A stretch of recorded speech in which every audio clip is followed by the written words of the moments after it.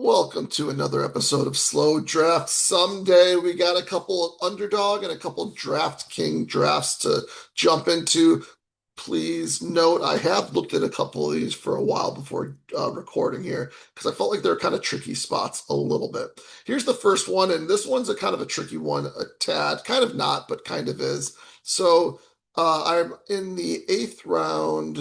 I've already got two QBs. I think I was actually on the last video when I took Dak Prescott here. So I have Lamar stacked up, not Lamar stacked up at all, actually. I got Lamar, and then I got Dak stacked up with CeeDee Lamb. Justin Herbert was taking the pick right before, and then Caleb Williams over here. So I just took Dak Prescott. Probably a good call considering Patrick Mahomes was then taken as well. So who knows if Dak would have been taken instead of Patrick Mahomes. And now I'm in a spot where what do I take with the next pick? I queued up a bunch of wide receivers, and in fact, I just put Quentin Johnson on there. I didn't have him on the list to start because I don't know how I feel about him. Actually, I don't feel that good about him overall. That being said, the market, remember if we go to our underdog market movers here, which we just looked at, if you saw the last video, you probably didn't. We got as a riser, the top riser is Quentin Johnston. And so I think we got to take that into account here. I was more going to be taking one of these guys, I think. And then I just moved Quentin Johnson at the top. I got Ladd McConkey. I won't have the stack with the QB, but I'll at least have the stack with a player. The only other question is like, is there another position that makes more sense? And really, there isn't. Um, I want to try to get. I want to try to get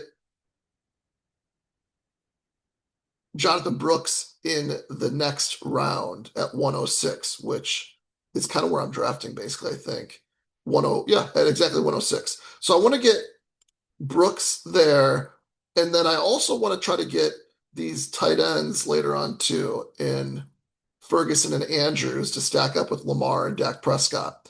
And so I think what I want to do is I want to go, I think that kind of essentially limits me to wide receiver here, running back here, and then either running back or wide receiver here to try to then push two tight ends to 130 and 135 unless something, crazy exciting falls to me or something like that. So I think we've convinced ourselves that a wide receiver is the best pick. And then it's just, do we take the stacked up Quentin Johnston or do we take one of the other wide receivers that we like more?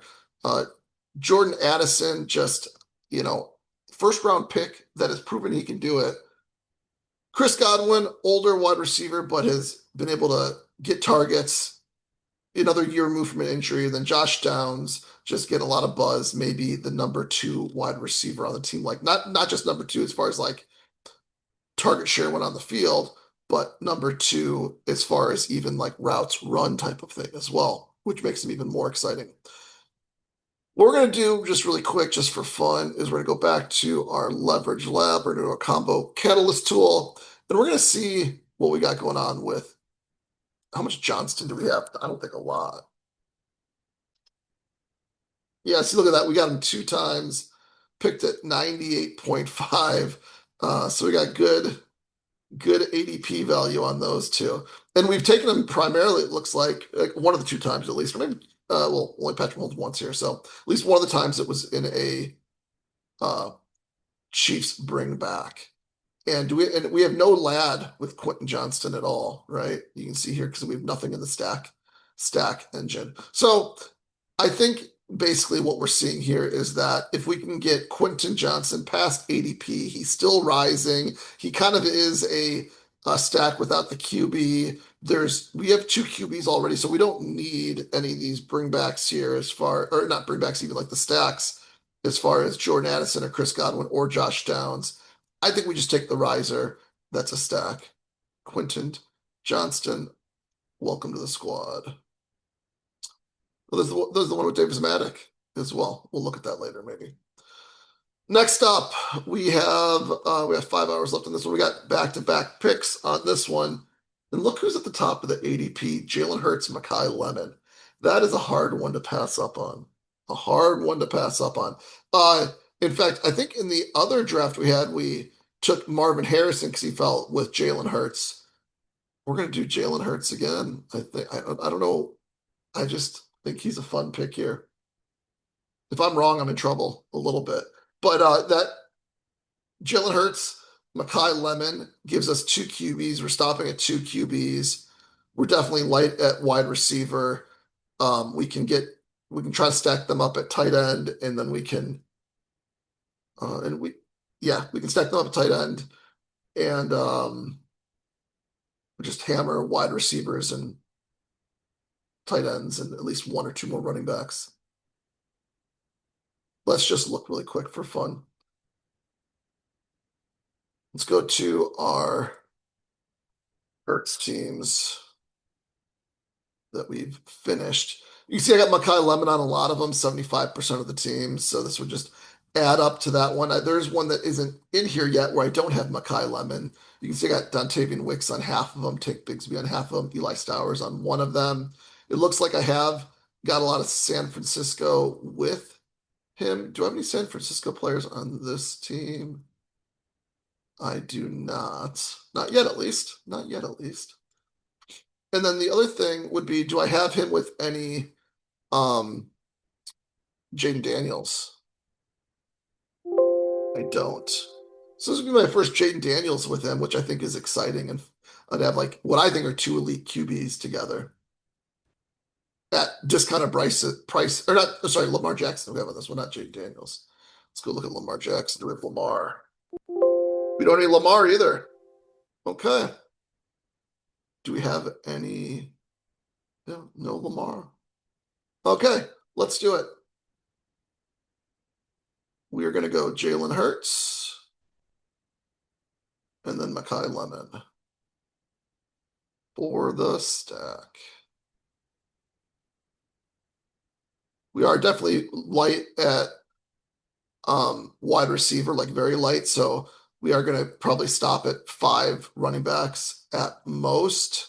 And then maybe we can get 2 middling tight ends that we can like by themselves and then hammer wide receivers. Or, we could, because we're only going to stop at 2 QBs, I think definitely on this team, we could get 3 tight ends still if we feel like we need it.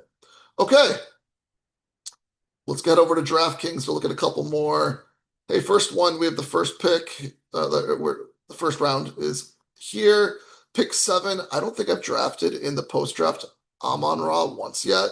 So we'll just take Amon-Ra on this one.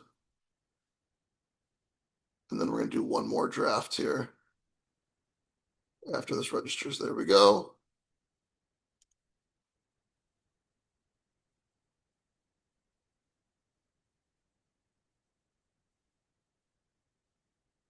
I think this is another one that we were looking at a lot.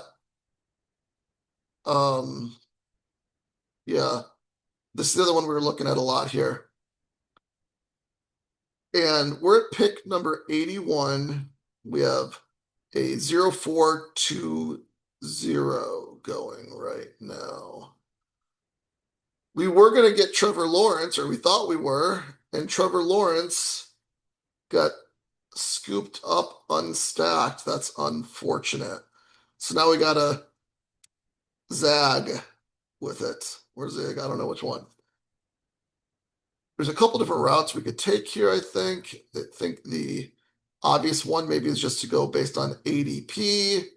We have 4 running backs, and I think we're just going to stop at 4. I think this is I think maybe we get 5th if we get a falling value, but I would say that Jaylen Warren, 2 picks after, is not a falling value in this respect.